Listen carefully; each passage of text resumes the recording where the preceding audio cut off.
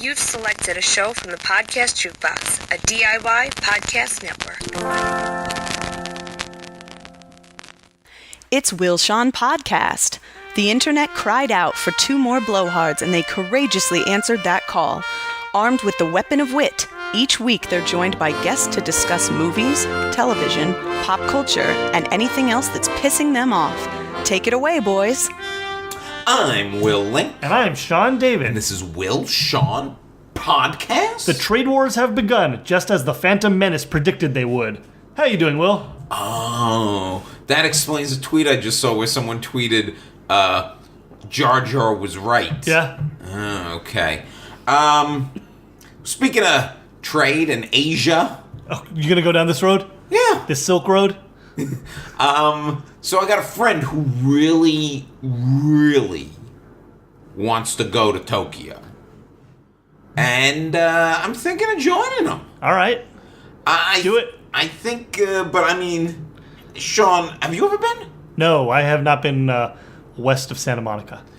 I don't know how I'm going. If I go, Yeah. and I'm going to have a serious discussion with this friend this weekend, but if I go, this will be easily the most out of my element I have ever been.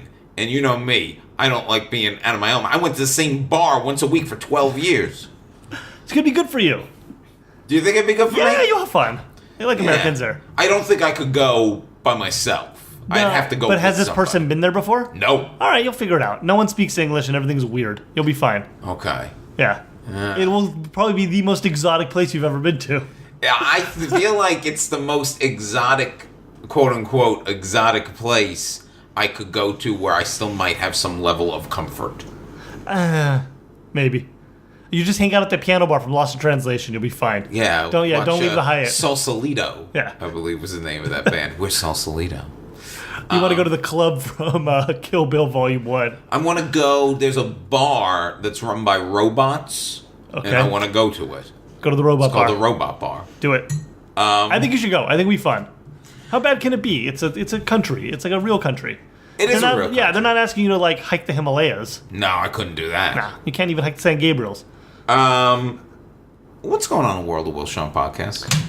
Want to thank the podcast Jukebox Podcast Network. Please make sure, yes. Yeah, I find them confusing. Let me say this. Let me call Listen, them that. JPN. It would have been a lot easier if they were the Podcast Jukebox Network. It said the Jukebox Podcast Network. Do the kids even know what a Confusing to me. jukebox is these days? No.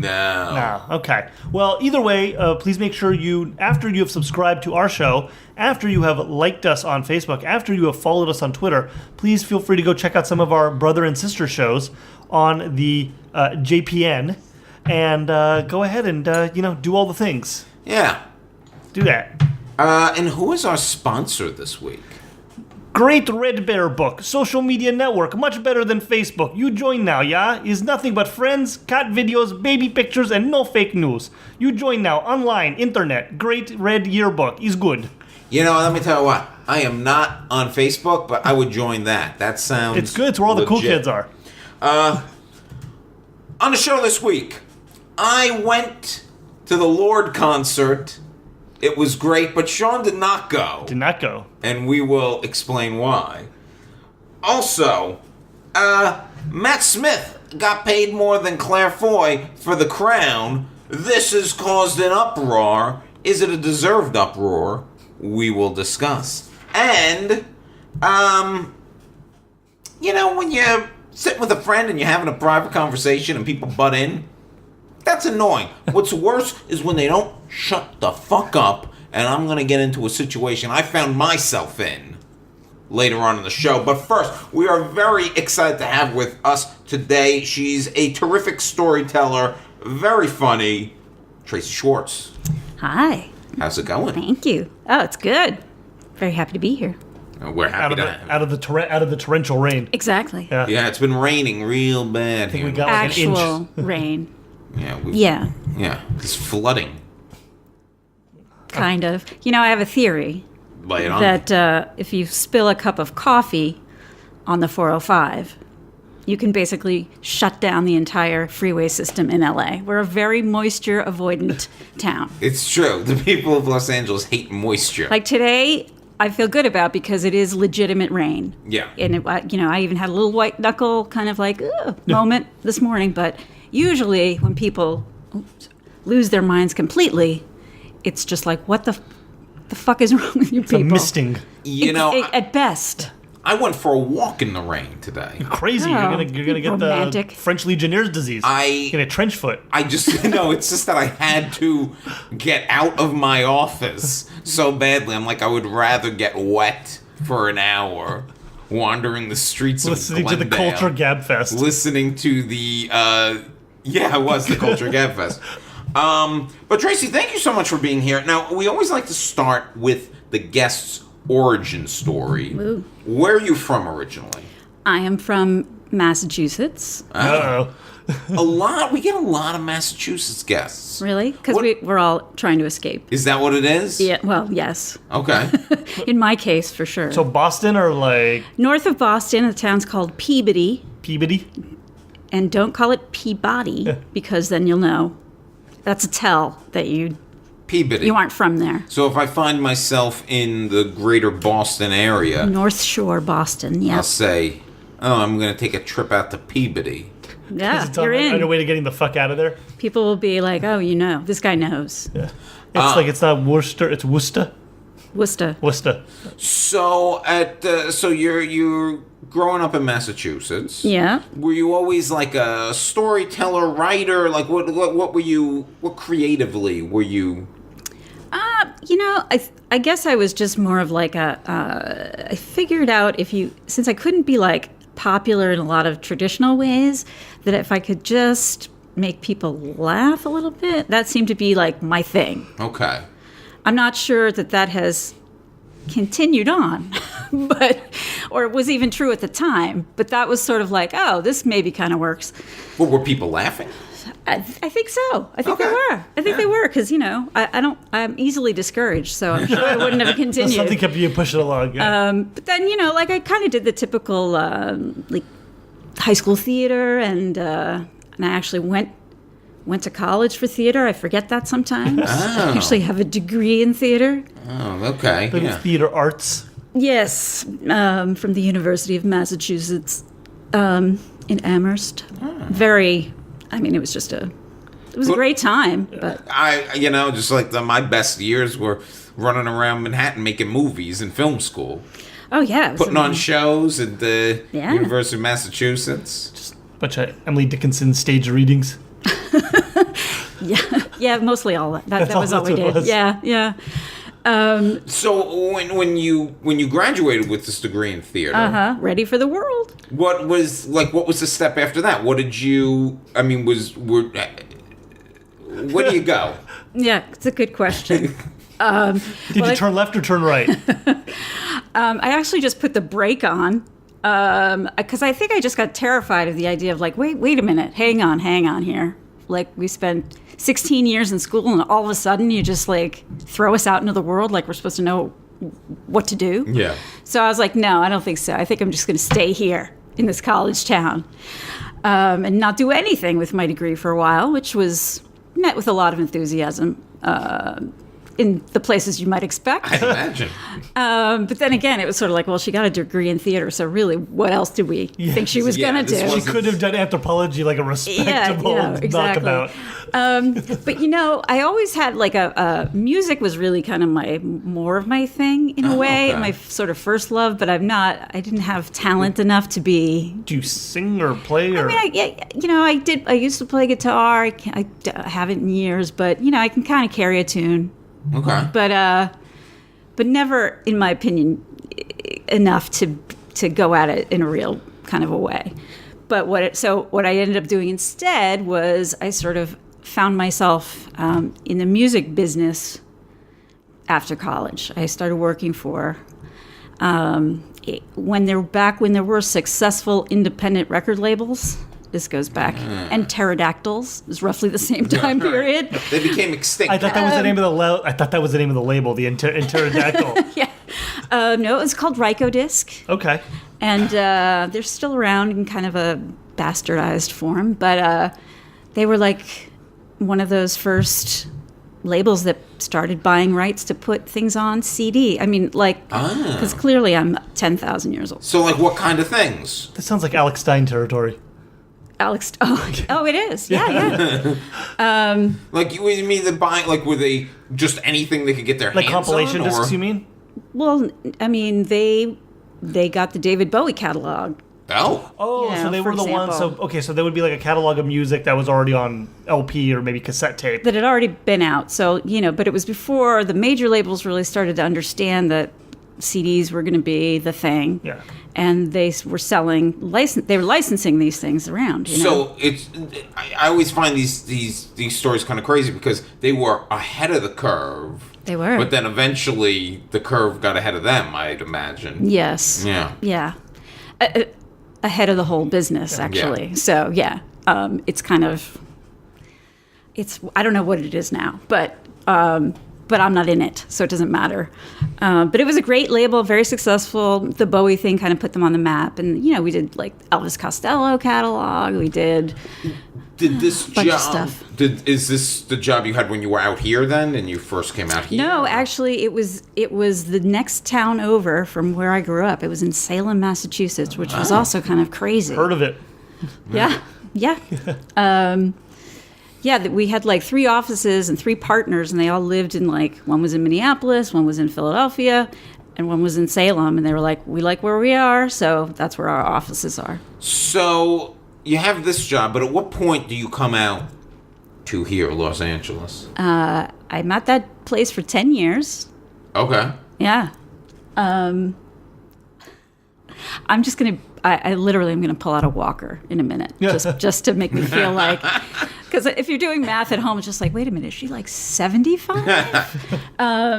Anyway, I came out here at the very end of 99. Okay. Because there was no more music business, basically, or that label got bought. Yeah. And I got offered a job out here. When I was in the music business, quote unquote, I was actually in the art department of the music business. I did packaging, stuff like that. So I came out here and I needed a change. I needed to escape. You should not live in Salem, Massachusetts for more than 5 years Too many ever. goddamn witches. So many weird things. If you're either a witch or you're on disability, it's just a weird town. You can be both, I guess. But like, yeah. So I came out here in 99 and then I realized like, hey, I went to school for theater. You should get back to that. Yeah. And so I did. I started going to an actual real acting classes and did that diligently for years. Promptly did nothing with that amazing amount of training that I did. I took a lot of headshots, put them in the closet. Fumbled around with that for a long time, and then eventually started writing my own like monologue story stuff, taking classes to do that, and then stumbled that way Into the world of storytelling. kind of storytelling essays. / stand-up, whatever. Yeah. Do you do stand up also, Well- or do you? Because I mean, I've only seen you at like Yeah, storytelling yeah. shows, which is a different animal. It is a different animal. So yeah, I don't do really like what you'd consider traditional stand-up.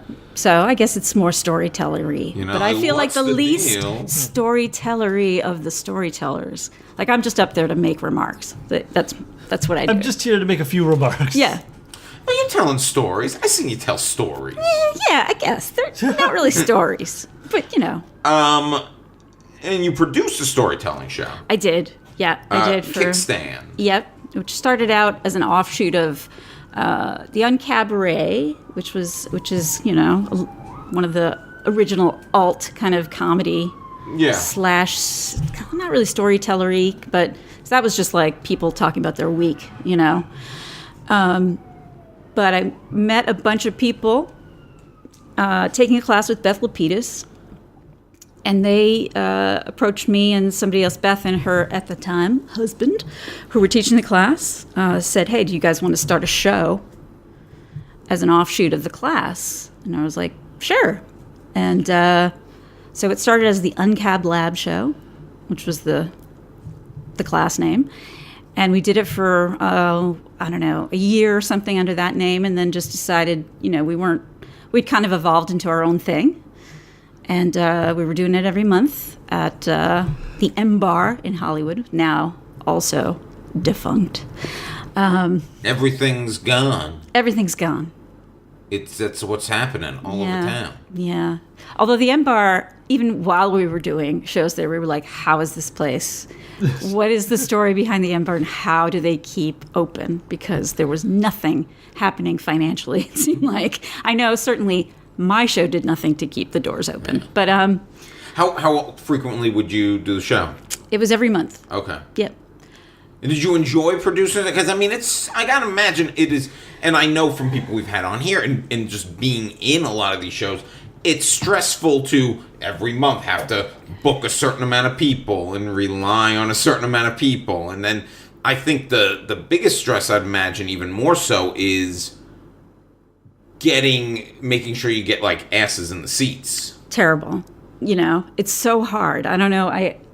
Anyone that somehow manages to get a regular audience into any kind of show, I just think it's like magic or sorcery. I have no idea. But it was, I did the producing just because basically I got asked to.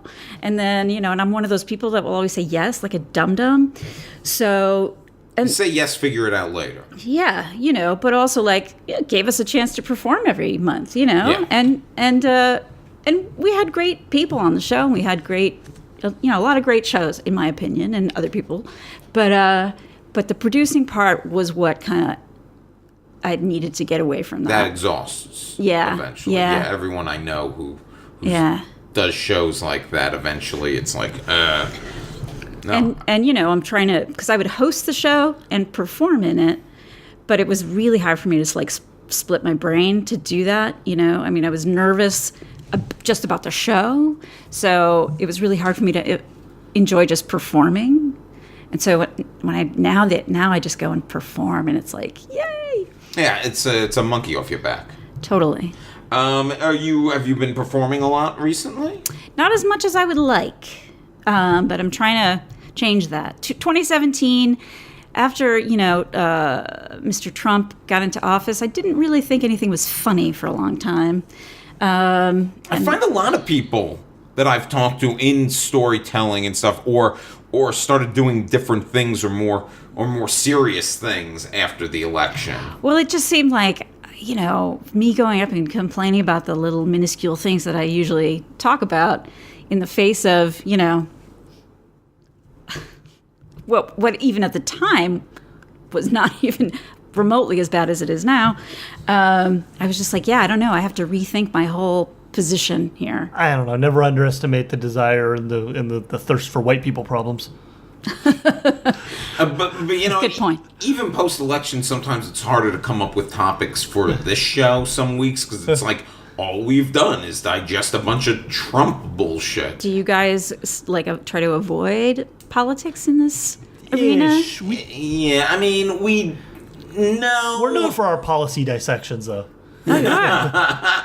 No, I mean, we try to avoid it. I mean, we don't delve too deeply. We will talk sometimes where the intersection of pop culture and politics happen, we'll go there, but we won't just tackle what's going on in politics purely or in the news, things like that. Yeah. Around the election, we do let's have an episode about the election, and this is going to be great. Hillary will be president. And that didn't work. And that'll be the end of that. That'll be the end of that. A few other people had that problem.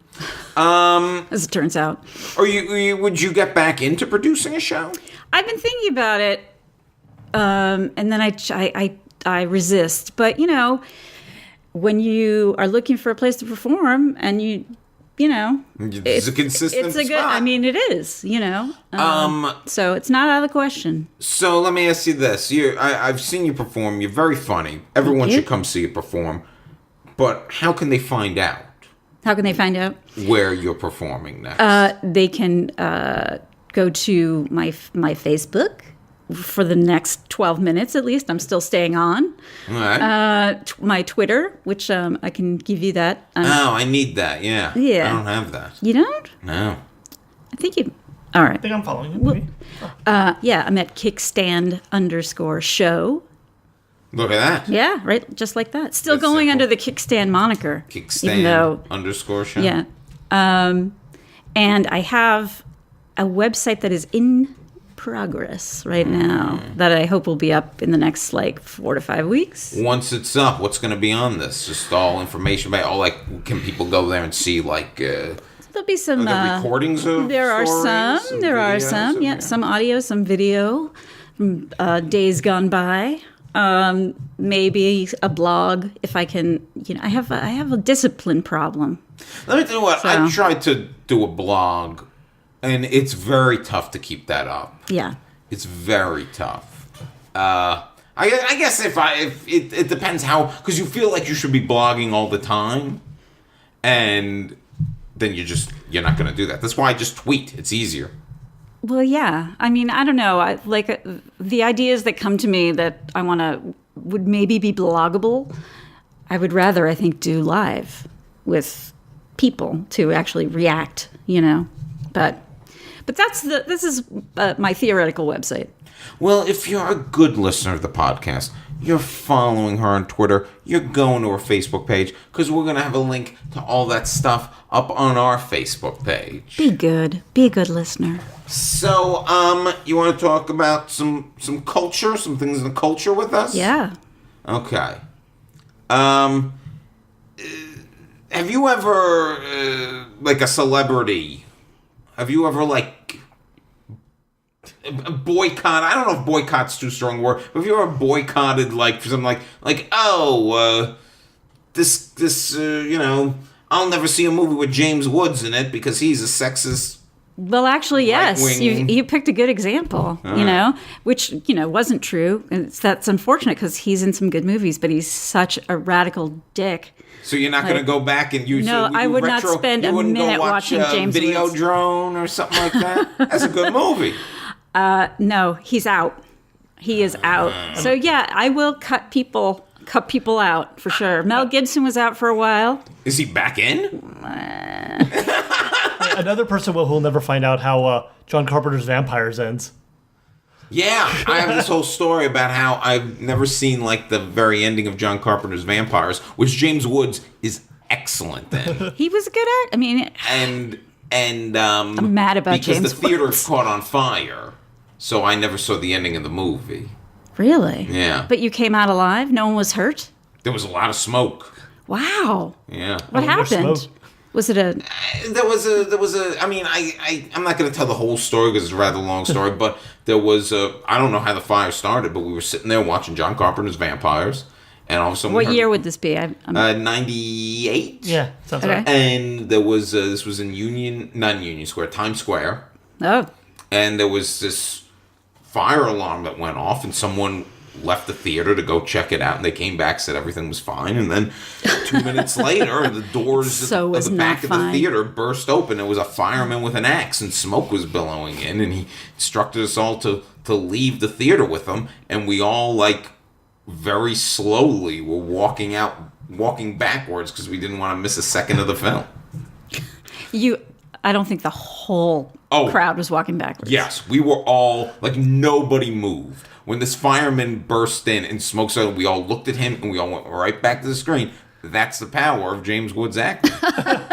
But so ultimately, he's life-threatening, is what you're saying. Watching James Woods could be life-threatening. I guess so. Based on that story. Well, I bring this up. And James Woods, I think, is an extreme example because he's a real, he's become a real, but piece if you're of going to, I hope you boycott somebody for an extreme reason. I mean. It's true.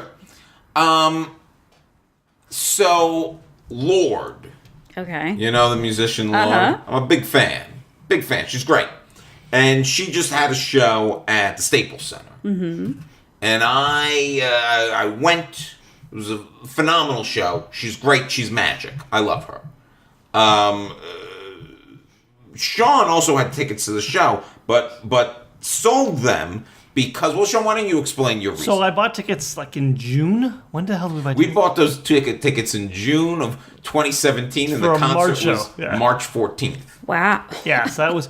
So between those, that 9.5 month span between buying the tickets and going to the show, Lorde canceled her shows in Tel Aviv and cited some bullshit reason and like anti-Israel sanctions. And because of that, I took a very weak moral stand and decided that I wasn't going to support her and go to the show. So I sold my tickets for face value and ended up not going to the show. I'm glad you sold them for face value, because I'll be honest with you, I was prepared, if you made a profit off of this, I'm like, now this is getting a little dicey. Little Jewy?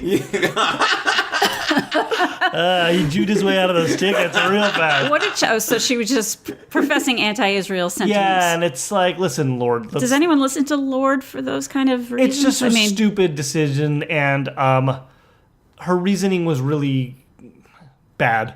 And I don't think what was the reason? Because I'll be honest with you, I don't really know. She got influenced by the boycott and divest from sanctions movement against that tries to boycott all Israeli products, all Israeli goods and services, which means that they should all throw away their cell phones, their computers, their pacemakers, their cars, because basically everything is invented by Israeli technology.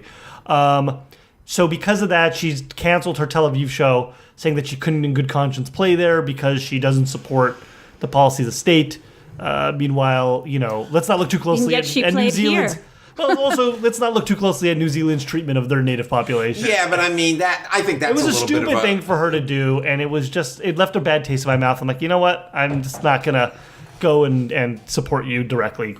So I decided to get rid of the tickets. And yeah, it's a little cutting off my nose to spite my face, but it's something I feel strongly about. And, if someone is this isn't a perfect analogy, but if someone is very pro-life and then they find out that they're like an artist they really like is anti-abortion and not just like expresses those beliefs, but does something like tangible to act upon it. Well, let me ask you this. Let's say she said, I have some issues with the way Israel is handling this or that, and I don't want to play a show there. Would that have bothered you, or you more bothered that she had a show and then canceled it? Because it's just like because people are going to have differing but there are bands that don't play in Israel and they're just like fine, but the fact that she made a whole big stink about it too. Did she make in fairness, did she make a stink about it beyond canceling the show? She made a statement, and she well, she's making a statement. That's obviously the point. She's one of the biggest she's one of the biggest music stars in the world, so it's it's a statement when she does that. It would have been one thing if she just quietly not booked a show in Israel, which is what artists do, and and it wouldn't have probably drawn my eye either. Yeah, but can it? Yeah. Not to lock horns at this early stage in our relationship. That we're not going to. But I mean, like what all these people from the NRA and all of their buddies and Fox and whoever, who are giving so much shit to the kids from Parkland. Yeah. The walkout, say, oh, that's not what school is for, blah, blah, blah. It's like, well, are there quiet demonstrations? I mean, the whole point is to bring attention to the issue that you're riled up about or passionate about or whatever, So, I mean, she has a platform, and for her to just you just wanted her to be subtle. No, it's just the fact that, it's the way all, like I said, if she had just not booked a show there, I don't think I would have even noticed it or been aware of her politics regarding the issue. But the fact that a show was booked and then she canceled it, I mean, the thing about it, and it's like, listen, it's my money. I can decide who or not, if I want to support that person or not financially. Sure, absolutely, but yeah. Would you? Okay, she's 21 years old. That's it? Yeah.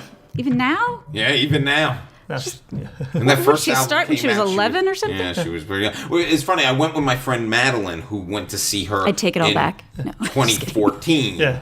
And when she was 17 years old, performing, and I said to her, I said, "Well, how was this show in comparison?" She's like, it's unbelievably different because when she was 17 years old on stage, she wasn't really commanding the stage in the same way. And I saw someone talk about how the best time to see any artist might be when they're on their second tour after the second album, because they've kind of honed their skill, but you're also going to hear everything you want to hear. And they're not just going through the motion. So what you're saying is you're not going to go see the Rolling Stones play the O2 Arena in London. Yeah, exactly. Right. Exactly. But I would go see Lorde again. Now, let me ask you this.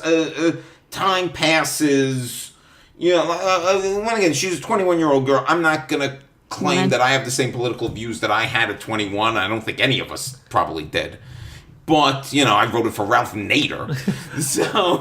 so I totally Will I go see her Vegas residency? Would you go sometime down the line when things have, even if she doesn't come out and say anything else about this other, would you I'm talking 5-6 years from now? I don't know.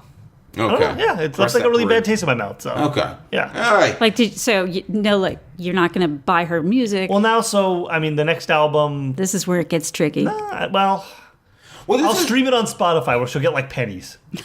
This is as opposed to buying the album the way I did this time and giving her the unit sale. The problem is that she's good. She's legit good. Right. Yeah. And I think she's writing meaningful pop songs as opposed to drunk in the club pop songs. Well, that's the third album. Maybe. So Lorde goes country. Maybe. But this is kind of you mentioned Mel Gibson before, and I know you have a thing with Mel Gibson because you acknowledge that the man knows how to make a movie. But that's why, yeah. So I don't pay to go see any Mel Gibson movies. I sneak into the theater or I watch it illegally or through a stream. But I'll still see the movies, but I'll do it in a way that doesn't financially support him. So now, would you, let's say James Woods, and suddenly I've made James Woods the big, he's the lightning rod for this conversation, yeah, but it's a good one for me, at least. If it's a good one for you, then I'll use the example. Let's say there's this movie, holy shit, James Woods is in this movie. This movie's incredible. Everything about this movie sounds like something you would like. Lady Bird 2. Would you... Not a good example, but okay, yeah. Would you do what Sean does and still see the movie? Maybe buy a ticket for Pacific Rim Uprising and then sneak into the James Woods movie? No, because that's pathetic. Come on, if you're not gonna hold by what you're mad about, then don't go. Period. I think this is where pretty sure James Woods isn't gonna come back in a huge way where I'm gonna be challenged by the possibility of there's this amazing James Woods. Wait till you see him as playing a dying gay priest in the Kenneth Lonergan movie. So who's an artist you really admire? Oh my god. Who's still producing work? Anybody, right? So yeah, I don't know. My idols are all kind of marginal people, but I'll just say Richard Thompson. Do you know him? No. And no one else will. Poet? It's a bad example. No, he's a really, in certain circles. Let's get we need Alex in here. You're right. Anyway. Well, let's say go ahead. Were you? Let's talk, who I like a lot. Let's just randomly, Laura Linney. What if it turned out we found out something really terrible about Laura Linney? Uh-huh. Really, but maybe it's not she's Jill Stein racist or something, but it's something that really goes against your value, or she's against a cause that you really are for. Would you stop seeing the Laura Linney movies? I would be if I would. Yeah, I think I would be turned off enough that it would just be see, I don't want to see that. I mean, it feels like we've had so many of these examples that beyond James Woods in this last 8 or 10 months. I feel like there's somebody that I could even pull from where this has already happened, but my brain. Louis C.K. No. Because I didn't really care about Louis C.K. because I'm that person. But does this say something about me? It didn't help. Does this say something bad morally about me? In all seriousness, that I cannot think of a scenario on which I would stop watching things. I mean, maybe not. No, that I couldn't. For example, I think James Woods is repugnant, but I would watch Videodrome. I would watch John Carpenter's Vampires. Miranda July could shoot a person in Fifth Avenue. You'd still go see her movies. I read her next book or see her new movie. I mean, that I so separate all of the personal about this person. I feel like Lorde could have said, short guys from Long Island could all go fuck themselves, and I'll be like, she sings I'm sure a good she song. says that a lot. Yeah, she sings a good song. I'm gonna go see it. Oh, so that's what Green Light was about. So, I mean, I don't know. Really? I don't know. Nothing could offend you enough that you would just be like, I'm never fucking putting my eyes on that person and maybe again. it's because I'm a white straight male that I haven't had to deal with a lot of oppression of things where maybe I don't hold like somebody's like horrible views accountable in their art as much. Yeah, well, here's where my line was drawn over, this past year. Like when and Louis C.K. is an example. There's many of them, obviously. Kevin Spacey, where like the decision to not have the option to watch, like, when Louis C.K. got all his deals canceled and, X, Y, all these people, right? Where networks were just like, down to Garrison Keillor, which, that's a relief. But still, I don't want some corporation making the decision that they're going to pre-censor, somebody's creative output. I mean, where do you draw that line? You can go back, if we go back through the centuries of people making art and movies and music and whatever, if we're going to judge everybody individually that way, we're going to end up with a very, very small pool of entertainment, There are a lot of pieces of shit who have made great things. Right, that's what I'm saying. Yeah. But Philip Roth turned 85 today. Sorry, that was apropos of nothing. You don't think that about him, do you? He doesn't seem like a nice person. Well, okay. You've never heard a nice Philip Roth story. No, I guess not. I will say this one last thing, bringing it back to what Sorry. So do you see where I'm making the distinction of like, I don't want HBO to decide that from here on out, I don't get to see any more whoever shows, You want to make that decision. Yeah, I don't. Yeah. But HBO's footing the bill for it. HBO doesn't want to deal with the flack of, I didn't say it was a simple thing. Yeah. You're sneaking in to see, whatever, Lorde, or you're getting her on the side somehow. Well, one more thing, just to bring it back to Lorde before we leave this topic forever, which isn't, I think, actually a really interesting topic because I think it you guys stand for something and I don't. But I don't think, Sean, you think Lorde is like a piece of shit. You don't think she's like James Woods. You just think she has a wrong-headed view on something that's important to you. Yeah, and also the way she went about it. And yeah, so. Like, you probably would, if she, like, wanted to do the podcast, you'd probably be all right with it. She'd have to sit over there. That's harsh. Yeah. Very harsh. So, do you watch The Crown? I've watched some of The Crown. Do you watch The Crown, Yes. Sean? Yeah, I know you do. Why don't I Of ask course. you? I don't watch The The Pope Crown. shit in the woods? Come on. I'm not against Oh, good. watching So we're The kind Crown. of like the three bears of The Crown. Exactly. It's one of those things I know I'd like, but there's so much TV. I don't know that Are you you would like sure it. you'd like Really? it? I don't think it. I don't know. Did you watch Downton Abbey? No, It's like stodgy British stuff. I don't mind No, stodgy Downton British. Abbey Speaking was of which, a I didn't thousand realize times that better. there's a Howard's End show on Starz by Kenneth Lonergan that's going to be premiering next month. What? Yeah, there's a Howard's End miniseries. By Kenneth Lonergan? Yeah. Moving on. That sounds like a dream you had. Are you sure? Kenneth Lonergan, the one who's making the movie about the gay priest that James Woods Why do you played? think he was top of mind? I had to pull a name out of somewhere. Well, anyway, on the Crown, Yeah. Claire Foy, she plays the Crown. She plays Queen Elizabeth. You mean Unsane's Claire Foy? Yes. And Matt Smith played Prince Philip. Yep. Talk about not a nice guy in real life. Matt Smith or Prince Philip? No, Prince Philip. Okay. Sorry. And Matt Smith, it was revealed, got paid more than Claire Foy. Yeah. Now there are two parts to this, and let's start with the first part here. Would you call them schools of thought? No. No. Okay. I just wanted to know. So Matt Smith, they say, got paid more money because he was a bigger name. Well, he was a Doctor Who. He was a Doctor Who. Where Claire Foy I admit I also was completely unaware of. I guess she was in Wolf Hall, which I'm sure you saw. That was excellent. Yeah. But other than that, What was that? What was that? That was the adaptation of the Hilary Mantel books. Basically, it's Henry VIII. It's a court of Henry VIII, but as seen through the eyes of what's his name? I'm blanking. One of his guys, Thomas Cromwell. And what was her role? She played. I'm looking right now on Wolf Hall. She was Anne Boleyn. Oh, she was Anne Boleyn. Oh, Anne Boleyn. Yeah, she was excellent in it. But she wasn't like a known. I mean, she's been working actress. I'm just looking through her credits here. But nothing Mostly anybody like would know. British TV stuff, right? Yes, exactly.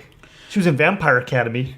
So, as much as she was the titular role on the show, is there something to the school of thought that because Matt Smith was more than of a name, he got paid more? I'm sure John Lithgow got paid more than both of them.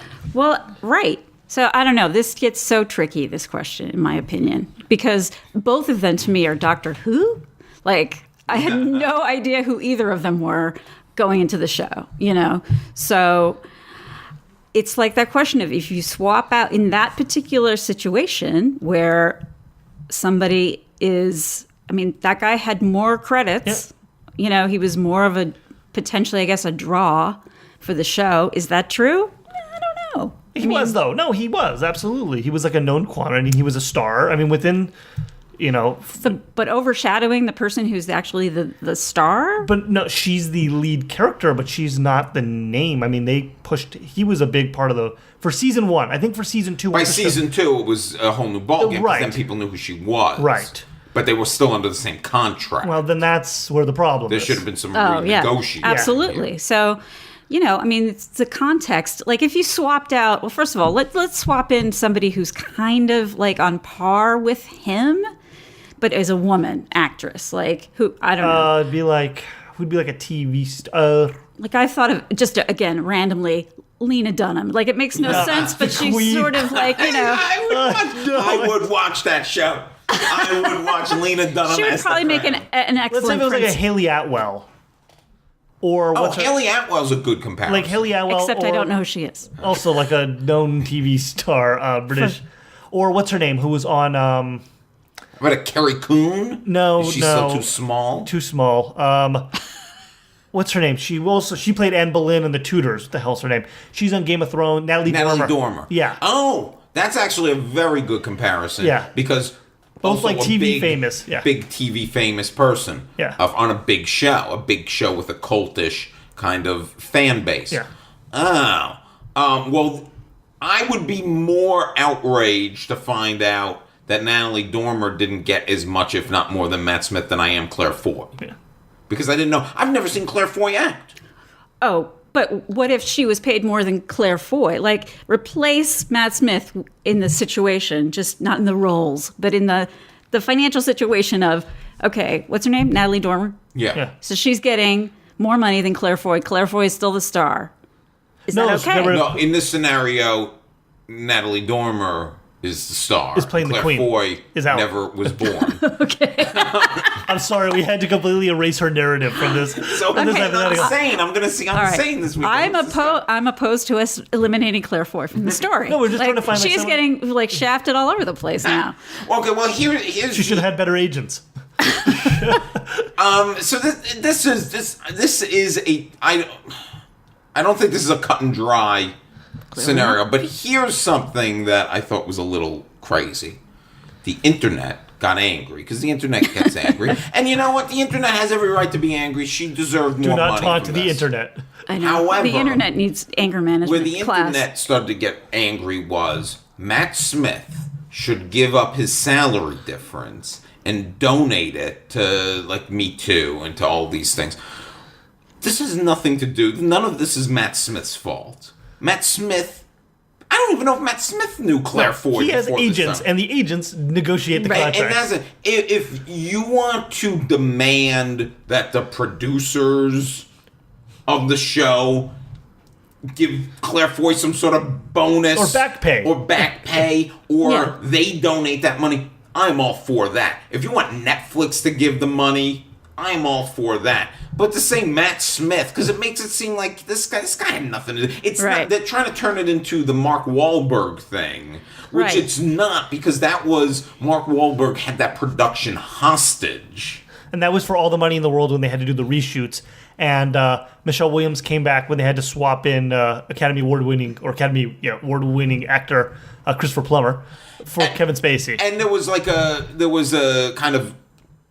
was a nobility to the reason of her, Right, her so doing that Mark Wahlberg did not. So she took scale, and Mark Wahlberg pushed, and Mark Wahlberg is a legit star with a machine and apparatus behind him, and he definitely cuts his deals, and he demanded to get paid $1 million. $1.5 million. I think that's to do the reshoots. Which was bullshit, because it showed that he didn't really give a shit about anything else other than all the In that money kind in of the world. scenario, that's not about who's drawing but after more. he pays his agent and his manager and his attorney, how much does he have left from that $1.5 million? Oh my god! He's working for free. Leaving aside just the generic insult to humanity that Mark Wahlberg gets $1.5 million to leave his house is, that's a problem in and of itself for me. Strong Then words from Massachusetts here. Don't forget. Yeah, exactly. I got hometown problems. They're going to be coming at you. A hometown chip on my shoulder. But that is like a clear-cut case of it's completely wrong. Yeah, that and I think people, and this is where the internet doesn't know, doesn't understand subtleties or gray areas or context. Things like context. Like that's where I saw all these tweets shitting on Matt Smith, but then to be fair, I saw a million more tweets that are agreeing with what we're saying. It's not his fault. No. But good thing is they're both off the show. Just fire them both. But but they are. So that's the other thing. They can't even make it up now because the next 2 seasons are like somebody else. They can write her a check. Netflix flies around on a car made of gold. Well, Olivia Colman, who's Yeah. going to be the queen in the new season, Who is a known British star, on TV. no matter who they cast, Yeah. is Phil. Well, one last thing, and this Mark Wahlberg as Prince Philip. This is one last thing, and you're the only one who can answer that. How much more screen time did she have than Matt Smith? Probably. There were a lot of. I would say it's roughly equal. There were whole episodes that were very Prince Philip focused. Really? I would Okay. say 60-40. It does tilt towards her, and she is the show. But it was a lot. Philip was a pretty equal, co-character in the show. a lot of sulking. Yeah. A lot of royal brooding. sulking. It Lot was of- really, yeah. really aggravating. How- But do we know the exact, because I don't, the exact figures that either one of them were paid? We just know he got more and we don't know. Yeah. Because, again, context being everything, the fact that I'm sure they both were handsomely paid in a ways that... She may have gotten paid a going rate for a little-known actress on a Well, then she has the worst agents on the Well, planet. also they do because these things based on comps and someone else on her level of fame and her track record. And this thing made her a Yeah. star now. Yeah. I'm still going to say, Star whatever iPhone she movies. made for that show... Her new movie was filmed on an iPhone. She's a big star. It's true. That's the Soderbergh thing. Yeah. Okay. I just think probably both of them we don't have to worry about, and that there's this tempest about one versus the other. I know it's symbolic in a larger way, and that's very important. But at the same time, it's just Jesus fucking Christ, I'll take what she made, just give it to me. I don't think I'll be offended. A lot of people on the planet would be happy with either of those. What if you salaries, find out that probably. when they give Will what she made, they actually give Will a little bonus? I will find. I know now where Will lives. Hey, so I'm a known I will quantity. take care of it. You are. You definitely are, man. You were a tucked or what? So, I was recently at the movies. Like the drop in tone here. And I was with my buddy Lorenzo Manetti. And we were sitting there. Is he an attorney? No. He should be with that name. And we were sitting there, and I had mentioned, just in conversation to him, all I've eaten the last 2 days is pizza. because I had a little party for the Oscars, and I had all this leftover pizza. So I was eating pizza for dinner the next 2 nights, and I had just met up with him. I'm like, I just ate all this pizza. I got to get... All I'm eating is pizza, blah, blah, blah, blah, blah. This woman... all of a sudden, like a couple... Wait, can you say that with just a little more contempt? This woman... I think you can. Thank you. And this isn't immediately on the heels of me talking about pizza. There's at least like 30 to 45 seconds of new conversation that has occurred. And this woman goes to me, excuse me, I heard what you said about the pizza. I'm like, yeah. And she goes, you really should have more food in your house, more other food that you can prepare. Have you ever thought of like preparing like a meal and then eating, like preparing something and eating it throughout the week? I'm like, oh yeah, like I'll make a big pot of stew and then I bring stew to work and I have it for the whole week and I eat the stew. Yeah, no. She goes, no. What I'm talking about is you buy a steak, a big steak. You could buy a giant steak. And I'm like, okay. And she's like, and, you know, you're not going to eat that whole steak in one sitting. I'm like, I'll eat the whole steak in one sitting. And she's like, no. What you do is, like, you have the steak for dinner one night with some, maybe, with some potatoes and some vegetables. But then you cut it up and you make, like, the next night you make fajitas with that steak you cook. And she's giving me all these recipes. And I'm like, okay, yeah, no, that sounds like a good idea. The repurposed steak lady. Yeah, that sounds like a good idea. Okay. And I keep trying to get out of this conversation, but I'm also being very polite to this woman. And she is like, yeah, no, you could do that. And there's a lull. I go back to Lorenzo, and I say, what's going on with your friend who's having all those problems? He goes, well, it's getting really serious, blah, blah, blah. And the woman goes, or you know what you could do? You can get chicken and you get like a nice like mango glaze. I'm like, I don't want mango. I don't like mango. She goes, well, you can get any glaze. You can get any kind of glaze you can make. And I'm like, I'm probably, but I mean, I'm not really. So now I'm being a little more like direct, like, I'm not interested in this. Like, we've had our conversation. It could end. Then me and Lorenzo get back to him. And he's like, yeah, no. He's telling me this serious thing about a friend of his who's having a serious emotional crisis. And then she interrupts again, and she goes, "There's always, also baking. Do you like to bake?" And I said, "Let me stop you right there. I'm never going to bake anything." I said, there's not a scenario in which I'm going to bake a cake or cookies or anything like that. I'm just going to go buy the cake and cookies. And she's like, oh, well, you know what? Baking's really great because blah, blah, blah, blah. And she won't stop, and she won't stop, and she won't stop. And then the lights went down, and she stopped. And then when the movie ended, me and Lorenzo, who usually might linger through the credits and stuff, we looked at each other, and we got up, and we got out of there. And we said... We were originally going to go home because it was late and it was like work night. But I looked at him and he goes, do you want to get a drink? And I said, yes. And we went and we talked about this woman at the bar. Here's my question. What do you do when these psychos just start trying to make conversation with you?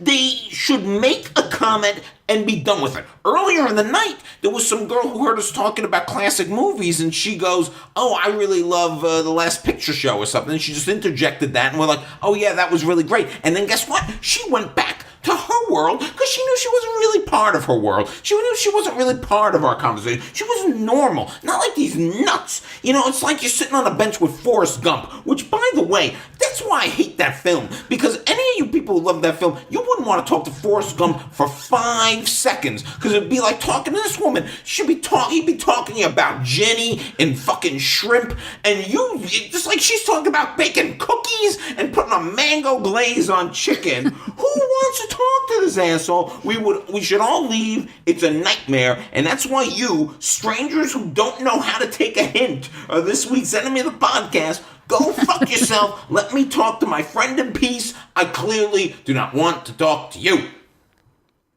Okay. Wow. You must get this, Sean, and I can't imagine you handle it well. So I have a strategy. I have a wonderful ability to make myself socially turn into a sheet of glass. And what I mean by that is if I'm in a situation where I'm in a conversation with someone I don't want to be in, I will become the worst conversational partner you've ever had. I become completely non-committal. I've seen you do this. Yes, and if someone gets too heated on a topic or just won't let go, I'll say, well, you know. So my body language, I slouch my shoulders and I pull into myself a little bit. I make myself very uninviting, and I just say things like, well, you never know. We're just gonna have to see. Yeah, it's a thing. And you give them nothing to latch onto. You don't engage. You don't one up. It's the opposite of improv. You don't yes and it.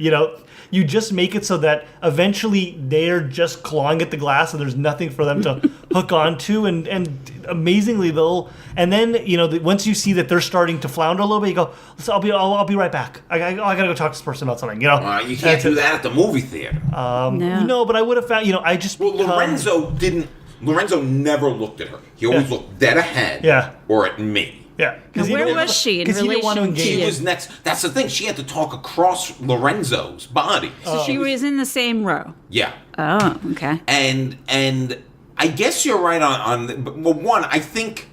I don't know. This woman seems so crazy. It might not have worked on her. Your body language. But two, I see what you're saying, and I probably, even when I'm dismissing these people, am being too inviting still. Well, I find that most people were so trained to be pleasing and pleasant, and we need to engage with people. I have some really troublesome family members, and that's how I avoid talking to them. Is just. Well, we'll see. I don't know. It's you're right. It's a thing. My family must think I'm an idiot, by the way, just because I never express an opinion on anything. I'm wishy-washy. I'm non-committal. I have no facts at my disposal ever. Sure, I love this quote-unquote character that you have in this. It's like, if she started with the steak, like, that's an idea. I feel like that just gives them all the rope in the world to just keep on. No, because eventually they'll. It's like you don't let the bully see that you don't let the bully see you're getting a rise out of you. You let them sort of lose interest, because if they're not getting the attention that they want out of what they're saying, they will start doing the work of backing off. And when you're not feeding into it with any sort of like rejoinder, you just become the most boring person. I think you're engaging with maybe slightly healthier people than Will. Well, Will, I have one suggestion, which is maybe talk quieter when you're in public, because you're naturally project, which is a very admirable thing, I think. But it's getting you into trouble, perhaps. Although she was very close. I was at a bar not that long ago talking to my friend Jacob, and we were having a drink and we were talking about Star Wars, and this guy jumped into the conversation, and it did actually reach the point where I did say, like, oh no, that's great. I said, we have to talk about this thing, like, and we had to change the topic. And the guy backed off then, but I had to basically say, like, oh, we're done with this. Yeah. Like, we're gonna, and I did it in the nicest way possible. And I think because I had a drink in me, I felt a little more emboldened to do that. But you're right, when the woman's right next to you, that does create a tricky problem, because you can't. And she's not going anywhere. Exactly, so and she's still going to be listening to what you're saying. Yeah. You ever have this problem? Yeah, sure. In fact, I have a woman in my neighborhood who I'm a block away from a Starbucks that I always go to. I have a dog, so I walk the dog to Starbucks. This woman also, she loves dogs. She's an older woman, little woman, also from Massachusetts. I don't know what that means, but it must mean something. But if she engages you in conversation, that's it. You're in jail. You're in conversational jail for as long as you'll have it. And so I call her the ruiner, because she will show up at the Starbucks patio on a weekend morning when I'm just trying to enjoy my coffee and be with my dog without having to engage in a long conversation about my dog with a woman who I've already had longer conversations about my dog with. So it's a repetitive kind of thing. So if I see her walking in a particular direction, I change my plan. I just go in the other direction, okay? Uh-huh. I do not make eye contact. because and this is awkward because in the beginning I didn't know. So I was kind of nicer and friendlier. Now I've had to just shut her down. Yeah. And my boyfriend, who is much more gregarious in this way with strangers than I am naturally, he entertains this woman on a regular basis with conversation. And then he comes in and complains to me. And I'm like, well, if you would just take my strategy, which is being kind of rude. But effective. It's effective. I have people in my life who are like this, who they're very gregarious and they're very social, and they'll get in these conversations, and then afterwards they bitch to me like, oh my God. It's like, you chose to engage, not my problem. You don't come bitching to me that you just had to talk to this person. Am I one of those people? No, because you don't really, you are gregarious though, but... I don't know if I bitch so much. Maybe there's been times I have. But also I have a really good radar for the most part. Like sometimes you get ambushed. Like shit. Yeah. But I have because of my job, I'm forced to talk to a lot of people, a lot of strangers on a regular basis, and I have to be able to size them up very fast to know what I'm dealing with. So I have a pretty good radar for what I've just gotten myself into and quickly how to size up the competition and figure out, is this someone I need to spend more than 3 seconds talking to or not? There's a woman in my apartment complex who should we talk a little quieter? Yeah, she whenever I see, like, if I pull into the parking lot at the same time as her, and she's an older woman, and if I see that she's like getting out of her car, I'll sit in my car and wait, because I know, even though I'm delaying going into my building longer, I know if I get stopped, it'll be like 10, 15 What does she want minutes. to talk about? Anything, probably. Usually it's about how movies aren't as good today as they were like in the 50s. Because you made the mistake of engaging with her the first time. So she knows you're... Okay. And she knows I'm a younger person who can talk about, like... Back about the pictures. The movies of, like, John Ford and Howard Hawks, I used to go with my friends for 10 cents. 3 movies. Can you imagine? 3. We would sit on the balcony. And what do you think we did? We threw popcorn. 3 movies for 10 cents. Yeah, that's what you got to listen to. I think it's just you have to embrace being a terrible person for some portion of your day. It's not terrible. No, I don't think it's being a terrible person. Sometimes you have to be a little bit terrible. These people are terrible. You just got to be... no, like Larry David's a terrible person. I see myself as just a disinterested person. Disinterested. Larry David's... His character. Larry David's doing... The Lord's work? Yeah. How you going to finish that sentence? He's... Honestly, I wish I could be like that with some of these people. I mean, I think with her, and again, it's tricky, but... So, what, like, age range was she? Was she an older person, too, or...? She's probably... maybe her 50s, maybe. Okay. Would be my guess. So, not really an old person. No. Better not be. No, not I wouldn't have defined her as an old person, but she looked like a mess. Yeah. Okay. So kind of like visually crazy. She telling me the person that showed up midweek for a free screening of a biopic that isn't opening for a month at the film school is a little off. Yeah, wait, was that the context? Yeah. That's what you were... Okay.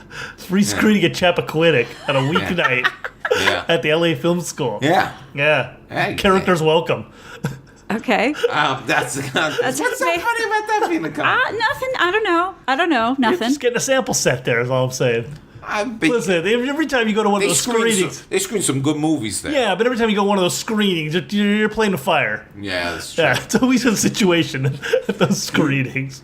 Do you ever give just the timeout signal? I find the timeout signal with strangers. You gotta do like that. Yeah, is actually kind of helpful. Like, hey, sorry to interrupt. That's what I do. No, I don't. Or be like, But I'm talking to him right now. Sorry. Yeah, it's like, I don't eat that much, or I don't cook very much. Yeah. I'm allergic to food. I don't. Yeah, I'm food is. I don't. Yeah.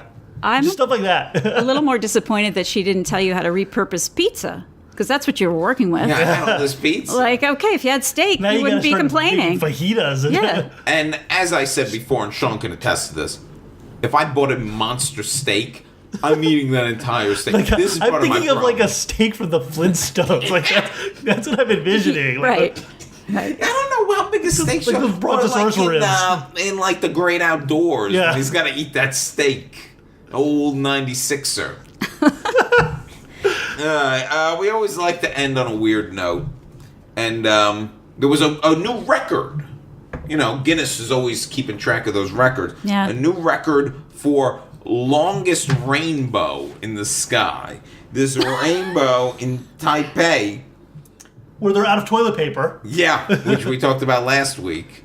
Really? They've run out of toilet paper, but they had a rainbow in the sky for 9 hours. That rainbow was in the sky for 9 hours. I was like, who's measuring? longest- I thought you meant, the longest I was like, duration, who's yeah. Longest measuring duration. I said rainbows? longest, yeah. How do I get in on So that? how did a leprechaun end up in Taipei? And this shattered the previous record. The previous record was only 6 hours. This was 9-hour rainbow. And the people said they knew they were seeing something special around the 4-hour mark. If your rainbow will last more than 4 hours, please Which, consult us I out there. feel like I would have figured that out before 4 hours. I've been like, that's been there a while. I would start to be alarmed, wouldn't you? I'm alarmed that these people were staring at the sky for 4 hours before they're like, I've been looking at this thing for call 4 someone. hours. Better call Guinness. How do you say Guinness in Taiwanese?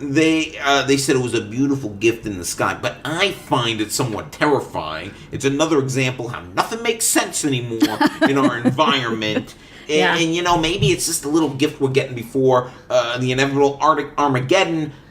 You know where else there was a 9-hour rainbow? You know where? In the goddamn Shimmer. Did you see Annihilation? Dum, bum, bum, No, I'm so sorry. You got the Annihilation noise. dum, dum. If you had seen Annihilation, you would have laughed harder at that very funny joke. That joke kills of the Arclight. Yes. That Sean came up with. But it's true. That's where you have 9 Have you done any further investigating into what, what's the average for a rainbow? It seems like they're much more fleeting. Yeah. No, you're like, I don't care. I'm out. I don't care 9 the hours. average. 9 hours? You don't So- think that there's something nefarious behind the fact that it's just sitting there in the sky for 9 hours all of a sudden? So rainbows are actually, in Judaism, rainbows are a very charged evil omen. Really? Because in the book of Noah, Leave it to the Jew. In the book of in Genesis, after God floods the world, and Noah then gets back on dry land, and gets drunk and gets violated by his children. God places a rainbow in the missed that sky. part of You Noah. gotta read past the flood. That wasn't in the Darren Aronofsky version. So God puts a rainbow in the sky as a covenant and like a promise. And so the idea is that the rainbow is a sign of God's remembering of the flood. And when we see a rainbow, it's a reminder that God could have killed us all again with a flood, but chose not to, and instead puts this beautiful thing in the sky. And there's actually a special blessing you're supposed to say when you see a rainbow. So it's God taunting us. Yeah, like I could have fucked all you up, but here's a pretty thing in the sky. Right, it's like a little bit of a shakedown. It is, yeah. God it's shakes you down like, I'll be back. yeah, like taste this rainbow, Do bitch. we even look at rainbows? If you see a rainbow in the Yeah. sky, Yeah, do you double look at rainbow, it? triple rainbow. I do. Yeah. Triple rainbow. Yeah. I'm not very impressed by rainbows. Okay, hot take. Burn down the internet. Really? This is the hill you're gonna die on? Will Link, colorblind Philistine. I mean, They're beautiful. Come on, you're walking They're not- around. they're not Because nothing. usually it means it's like there's a bit of rain. Like if we have a rainbow tomorrow. okay, here's the thing. I'll see like a rainbow. I'll be like, oh, rainbow. And then I'll move on. All right. I don't stand there and be like, I need to look at this for a while and take it in. Contemplate God's favor and potential wrath. And maybe I should. Now I'm just going to be mad when I see one. Now I'm just going to be like, fuck off, God. Fuck off, God. Do it. Go and do it already, all right? and on that note, Yeah, I'm sure. Tracy, thank you so much for coming on the show. Thanks for having me, you guys. One more time, let the people know where they can find you. All right, I'm at Kickstand _comedy on Twitter. My Facebook is just find me by my name, Tracy with an I, Swartz. There you go. That's a tough one, folks. I won't blame you if you get it Oh, wrong. it's Swartz? It is. Yeah, yep. Oh, I put it with the SCH. That's Whoops. okay. Swartz. Okay. And my website, which is coming, tracyswartz.com.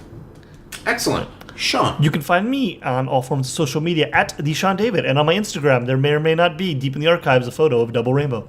Ooh. Yeah, from several years back. But though. for how many hours was that rainbow? I didn't count. I didn't have out my Well, then yeah. I'm less impressed. my chronometer. You can follow me on Twitter at Shecky Link. The Real Will Link. And it's going to go live very soon. We're putting the final touches on No Love Lost, the Lost podcast. The timely Lost podcast. The very timely Lost recap podcast. We got a theme song. Did you? Gotcha. Yeah, Megan's running the show. I record the episodes. I watch them. I write some notes. You're the stunt cock. Yeah. Yeah, you just show up and do your work. Yeah. Megan's doing the heavy lifting, producing this thing. Yeah. On the show next week, Make a triumphant return. the triumphant return of Nicholas Brandt. He is a terrific writer, filmmaker. He is one of the creators of Comic-Con, the musical. And, for years, I kept saying, we gotta have this guy back on. We gotta have this guy back on. And finally, I'm like, Nick, we gotta have you back on. Not realizing the last time he was on was episode 21. He is now returning on episode 286. I feel a little guilty we didn't have him on. Gotta make it up to him. But he is coming back on the show, and we're very excited about it. And on that note, Traci, thank you very much for being on the show. Thanks, you guys. And for the Will Sean podcast, I'm Sean David. I'm willing. We're finished. They're finished.